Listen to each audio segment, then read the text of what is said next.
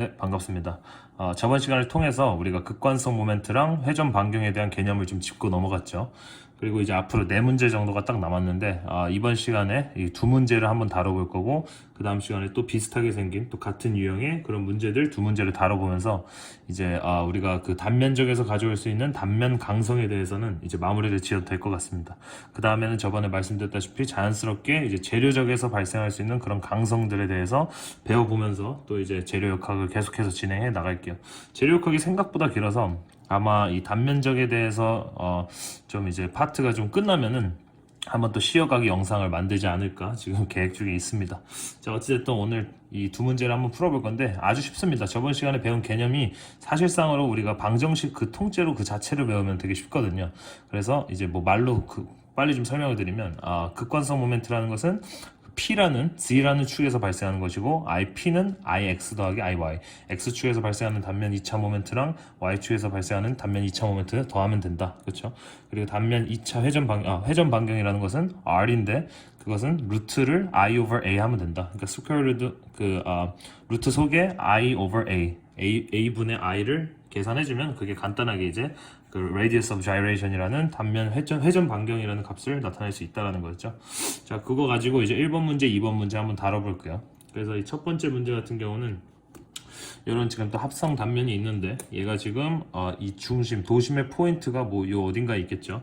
이 포인트를 기준으로서 그 포인트에서 발생하는 그 극관성 모멘트를 구하라라는 게 이제 문제인데 여기서 아주 친절하게도 이 IX라는 자 우리가 예를 들어서 만약에 도심의 포인트가 여기 있다고 해볼게요.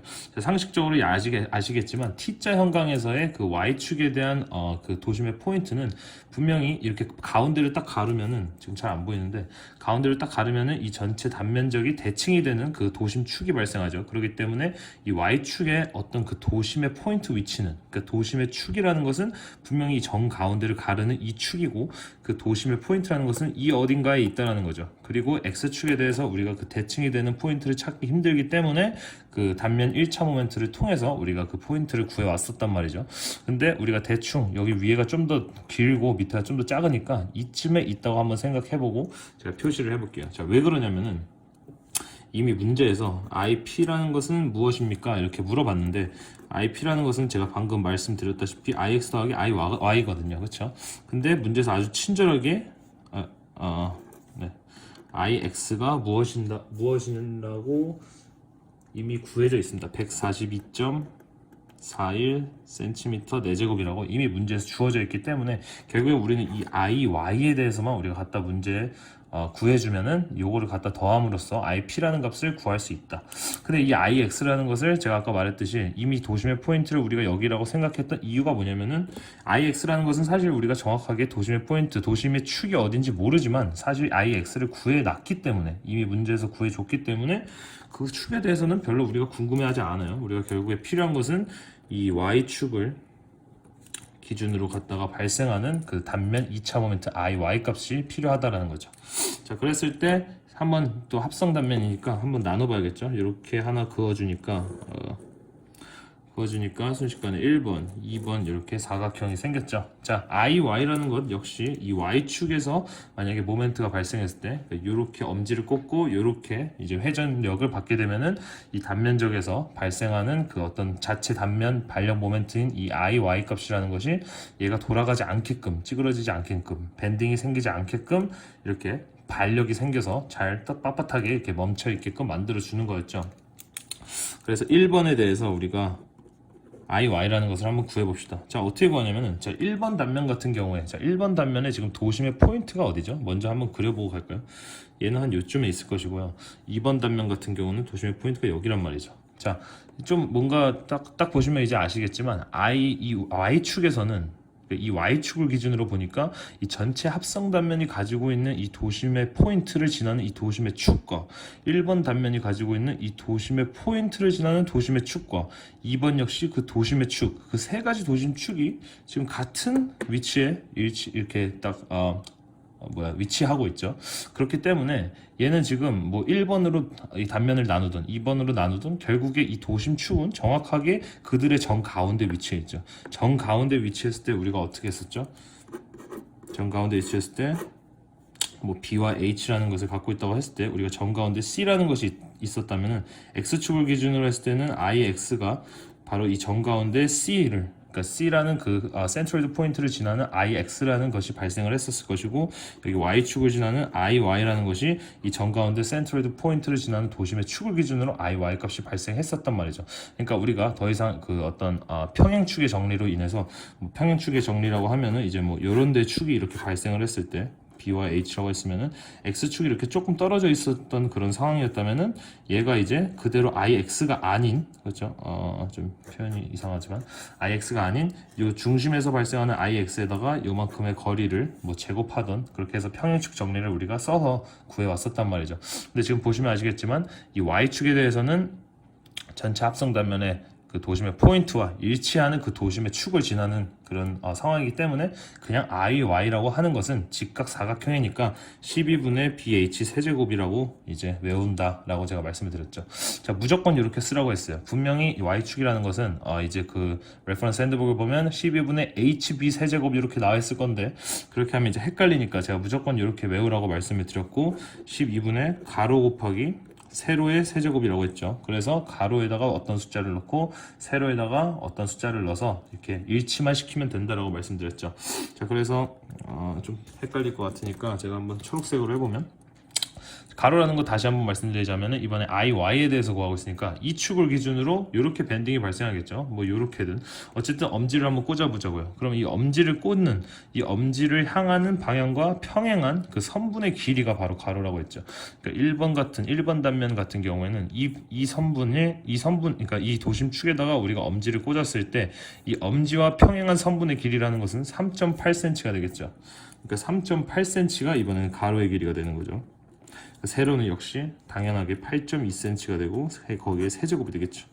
IY의 2라는 것, 두 번째 단면 같은 경우에는 역시 12분의 가로 곱하기 세로의 세제곱이 되겠죠. 역시 이번에도 마찬가지로 엄지를 이렇게 꽂고 밴딩이 생길 거니까 엄지가 꽂은 상태에서 엄지가 가리키는 방향과 평행한 선분의 길이는 2.9cm가 가로로 남겠고, 세로는 당연히 4.1cm가 되는데 세로는 세제곱을 해야 된다. 그래서 1번 같은 경우는 IY 값이 8.2의 세제곱 곱하기 3.8 나누기 12 174.6 4.1 세제곱 2.9 나누기 12 16.656 정도가 나와요. 그래서 전체 합성 단면 같은 경우는 얘와 얘를 갖다 더한 거니까 191.256cm 4제곱이 나옵니다. 그래서 우리가 지금 원하고 지금 문제에서 물어보는 것은 무엇이었냐면 I의 P를 구하라는 거였는데 IX가 아주 친절하게 이미 구해져 있으니까 우리가 방금 구한 건 이 IY 값이죠. 그래서 전체 IX라는 것은 142.41이라는 이미 구해져 있는 값에다가 방금 구한 191.256을 더하면은 전체 IP 극관성 모멘트를 구할 수 있다라는 거죠. 그래서 333.666cm, 4제곱 센티미터 나오는데 정답은 330이네요. 역시 그 어떤 오차가 조금 있지만 정답은 C로 이렇게 표기를 해주시면 될 것 같습니다. 간단하죠. 결국에 우리가 모먼트 오브 이너셜을 이제 많이 배웠잖아요. 그러니까 단면 2차 모멘트 어떻게 어떤 축에서 발생했을 때 우리가 평행축의 정리를 이용해서 풀어야 하는지, 또 이런 뭐 도심의 축을 지나는 그런 도심의 포인트를 지나는 도심의 축이 생겼을 때는 평행축의 정리가 굳이 필요하지 않고 그냥 요 12분의 BH 세제곱이라는 요 식을 갖다가 쓰면 되고, 요거를 가로 곱하기 세로의 세제곱으로 풀고, 가로라는 것은 엄지가 가리키는 방향에 그 엄지를 찌르고 엄지가 찌르는 그 방향과 평행한 선분의 길이들을 가로값에다가 넣어주고, 그 나머지 길이가 바로 당연히 세로니까 그렇게 해서 계산을 일일이 해준 다음에 전체 합성 단면 구하면 된다. 그리고 IP니까 X랑 Y랑 둘 다 더해서 둘 다 더하면은 간단하게 풀린다 라는 것이 첫 번째 문제가 되겠습니다. 이어서 두 번째 문제인데, 사실 두 번째 문제는 더 쉽습니다. 자, 이거를 이면지로 사용하고 두 번째 문제 제가 이렇게 대충 그렸는데 왜 대충 그렸냐면은 이 두 번째 문제는 뒷장에 있는 가장 마지막 문제인데 13번 문제가 되겠어요. 제가 옛날에 그 동력학 문제인가 정력학 문제인가 할 때 이제 아무래도 가장 챕터의 가장 마지막 문제는 이제 여러 가지로 좀 짬뽕이 돼 있고 응용이 돼 있는 그런 문제들이 주로 이제 많이 나오기 때문에 문제 푸는데 좀 시간이 오래 걸리고 좀 어려울 수 있다라고 했는데 제가 이 문제를 딱 보자마자 너무 어이가 없었습니다. 이게 해설을 보면은 해설이 딱 한 줄입니다. 근데 그럴 만한 이유가 있죠. 자, 여기서 지금 얘가 원하는 건 뭐냐면은 RY라는 것을 구하라는 거예요. 그러니까 RY라는 것이 뭐냐면은 Radius of Gyration을 구하라는 건데 Y축을 기준으로 발생하는 Radius of Gyration. 그 어떤 개념과 그 이론은 저번에 말씀드렸다시피 이 전체 단면을 이 Y축을 기준으로 이렇게 이제 dx라는 아주 작은 그런 미소의 띠를 가진 스트립으로 바꾼 다음에 얼마만큼의 강성을 가지는지 얘가 가지고 있는 강성과 이 전체 단면이 가지고 있는 강성을 같게끔 해주는 그 회전 반경의 길이 ry라는 것을 구해봐라 라는 거죠. 근데 이게 뭐냐면은 RY 결국에 우리가 어떻게 풀어야 되냐면 R이라는 것은 저번 시간에 이제 개념 강의를 통해서 어떤 식으로 이제 방정식으로서 표현이 될 수 있는지 제가 말씀을 드렸죠. 그리고 아까도 제가 빠르게 말씀드렸는데 스퀘어 루트 쓰고 I over A란 말이죠. 그래서 이게 RX면은 IX를 A로 나눈 값이 되고 RY면은 당연히 IY를 A로 나눈 값이 되고 RP라는 것도 있겠죠. 왜냐면 우리가 폴ար 모멘트에서도 배우고 있었고 그 폴ար 모멘트에서 당연히 IP라는 것이 발생할 것이고 그거를 A로 나눈 다음에 스퀘어 루트 하니까 RP라는 회전 반경이 당연히 발생하겠죠.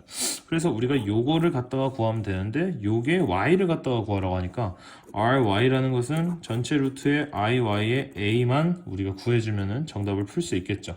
근데 이 문제가 아주 친절하게도 이미 Y축, 즉 이 Y축에서 발생한 moment of inertia라는 값을 구해놨습니다.